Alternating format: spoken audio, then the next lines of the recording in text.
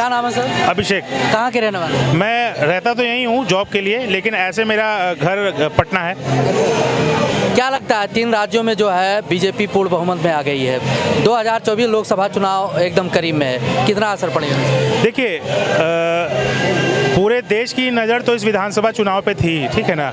इसमें जो बीजेपी ने जो जीत हासिल की है उससे 2024 का जो एक मन में अगर 1% किसी के डाउट होगा तो वो आज क्लियर हो गया, ठीक है। मेरा ये बोलना है कि किसी भी देश के लिए, चाहे वो भारत हो चाहे वो कोई भी देश हो, एक स्टेबल गवर्नमेंट, एक स्टेबल सरकार, चुनी हुई स्टेबल सरकार बहुत ज़रूरी होती है किसी भी सेक्टर के विकास के लिए, चाहे वो इंसान का हो, चाहे वो व्यापार का हो, चाहे किसी भी चीज़ का हो, चाहे पढ़ाई का हो, किसी भी चीज़ का।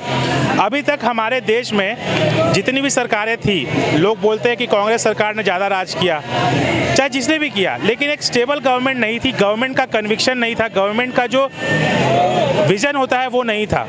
वो विज़न हमें मोदी जी से नहीं मिला, वो विजन हमें इस सरकार से मिला। मोदी जी तो एक बस एक माध्यम है। लोग मोदी जी बोलते हैं, बहुत आदमी गुस्सा भी हो जाते हैं कि भाई मोदी जी क्या बात क्यों कर रहे हो। मैं मोदी जी की बात नहीं कर रहा, मैं इस सरकार की बात कर रहा हूँ कि इस सरकार के पास एक विजन है। आप घर में भी जो गार्जियन होते हैं उनका विजन होता है कि मेरा बेटा ये बनेगा, मेरी बेटी ये बनेगी, तो वो विजन पे ही चलता है। वैसे ही देश के लिए विजन जरूरी है। अगर विजन ना हो ना तो एक इंसान उधर भागेगा, एक इंसान इधर भागेगा, एक इंसान इधर भागेगा, कुछ पता ही नहीं चलेगा।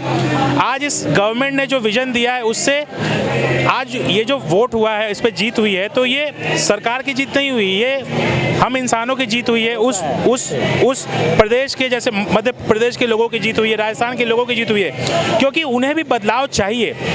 एक बात बताइए, जहाँ पे पहले से कांग्रेस की सरकार थी वहाँ बीजेपी सरकार ने कांग्रेस का सुपड़ा साफ कर दिया। इसका मतलब क्या है? इसका मतलब ये है कि सरकार को अब पहले की सरकार नहीं चाहिए, सरकार को अब बदलाव चाहिए, सरकार को, लोगों को भी अब, महिलाओं को भी अब सुरक्षा चाहिए। यूपी, ये जो बगल में हमारे यूपी है, यूपी में पहले महिलाएं सुरक्षित नहीं थी। लोग बोलते हैं कि मोदी जी ने ये किया, योगी जी ने ये किया। अरे किया तभी तो आज इसका नतीजा ये आया ना।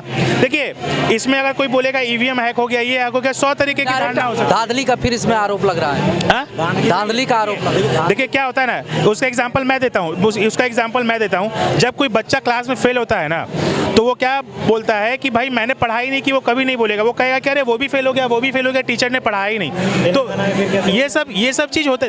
तेलंगाना में बीजेपी ने ईवीएम हैक नहीं कराया, वहाँ तो बीजेपी एक्सेप्ट कर रही है कि मैं हार गया, लेकिन ठीक है, लेकिन फिर भी लोगों का भरोसा, जनता का भरोसा सरकार पे, और यही सबसे बड़ी देश के डेवलपमेंट के लिए क्या चाहिए कि लोगों का भरोसा सरकार पे, चाहे कोई भी हो। मैं कह रहा हूँ कांग्रेस की सरकार थी, उस पर भी भरोसा होना चाहिए था, उसने कुछ नहीं किया, ये कर रही है, बस भरोसा है। कल को मान लीजिए कि बीजेपी की सरकार जो है वो खराब काम करेगी, अच्छा काम नहीं करेगी, हम लोग का भरोसा उठ जाएगा तो दूसरी सरकार आ जाएगी। बस सरकार के काम करने के तरीके पे होता है और किसी चीज पे नहीं। कोई मोदी, कोई योगी, लेकिन महंगाई और बेरोजगारी जो है मुद्दा बना रहा है, अडानी अंबानी मुद्दा बने हुए कांग्रेस। देखिए, वो एक मुद्दा रहेगा, वो एक मुद्दा, कुछ मुद्दे जो होते हैं ना वो आजीवन होते हैं, ठीक है, वो कभी नहीं हटते। महंगाई, बेरोजगारी, वो सब रहेगा। 10 साल पहले इंडिया का पॉपुलेशन कुछ और था, आज इंडिया का पॉपुलेशन कुछ और है। सरकार भी सीमित है, सब चीज सीमित है, पॉपुलेशन बढ़ रही है, तो सरकार भी इसके लिए अब अगले 5 साल जो मोदी जी मान लीजिए आएंगे या जो प्राइम मिनिस्टर आएंगे तो वो भी इसके लिए कुछ, अभी बहुत सारा इंप्रूवमेंट हुआ एकाएक। देखिए, देश पहले पैरालाइज था, अभी उसका हाथ ठीक हुआ, फिर ये हाथ ठीक हुआ, फिर पैर ठीक हुआ, पूरी बॉडी ठीक होते होते टाइम लगेगा। तो हमें सरकार को भी टाइम देना चाहिए। हम सोचेंगे एक दिन में सारा मैजिक हो जाए, वो नहीं होगा। धीरे धीरे सरकार ने इतना किया ना, पहले तो गरीब के पास खाता नहीं था, अब तो खाता भी है। कनेक्शन गैस सिलेंडर नहीं था, अब है। जहाँ पे दिक्कतें थी वहाँ सरकार ने सुनी है, ठीक हो रहा है। जहाँ और दिक्कतें हैं अभी टाइम देंगे और ठीक हो जाएगा। क्या ठिकाना कि 5 साल के बाद आप और हम यही बात करें कि भाई बेरोजगारी कम हुई है, महंगाई भी कम हुई है, तो सरकार को समय देना चाहिए। सरकार अच्छा कर रही है, करना चाहिए, हमें उसमें सहयोग देना चाहिए। जैसे मान के चलें लोकसभा चुनाव 2024 का रास्ता क्लियर है, एकदम क्लियर है, कोई डाउट नहीं है मेरे मन में कि किसी कोने में अगर आज कल रात तक 12 बजे तक डाउट था, अगर मान लीजिए था नहीं, अगर मान लीजिए वो आज क्लियर हो गया, 2024 में राम मंदिर पहला, जनवरी में, मई जून में मोदी जी तीसरी बार शपथ लेंगे और 2028 तक देखिएगा हमारा देश आज से 2 सीढ़ी ऊपर चढ़ के हमें फख्र महसूस होगा कि हम भारतीय हैं, हम भारत देश के रहने वाले हैं। ये आप लिख लीजिए।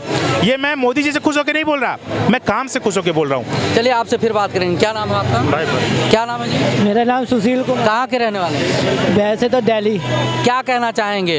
3 राज्यों में बीजेपी का सरकार बन चुका है। सर पहले तो सभी भाइयों को नमस्कार, जो जो वोट दिए हैं सभी को नमस्कार। मेरा हिंदू मुस्लिम सभी भाइयों को नमस्कार। देखो वोट जो दिए हैं बहुत अच्छा वोट देना उनका धर्म है, उनका हक है वोट देना। देखो हार जीत में ये है कि तो बीजेपी तो आनी ही आनी थी, वो तो सवाल ही नहीं होता बीजेपी का तो। लेकिन अभी एक भाई बोल के गए हैं, कई लोग बोल रहे हैं कि नहीं, जहाँ जहाँ बीजेपी की सरकार बनी है धांधली हुआ है वोट काउंटिंग में। धांधली कुछ नहीं। अब राहुल गांधी को खाने नहीं मिल रहा, सीधा बोल रहा हूँ मैं तो खुला, चाहे जेल में डलवा दे इस बात में खुला बोल रहा हूँ। अब इन सरकार को कांग्रेस की खाने नहीं मिल रहा, मोदी जी जब से आए हैं। अब मोदी जी आए कांग्रेस का खाना बंद कर दिए, ग्राउंड लेवल से बिल्कुल बंद हो गया, ग्राउंड लेवल से काम कर रहे हैं। आजकल लोकल स्टेट देखिए, पहले कुछ विकास नहीं था, अब तो विकास हो रहा है।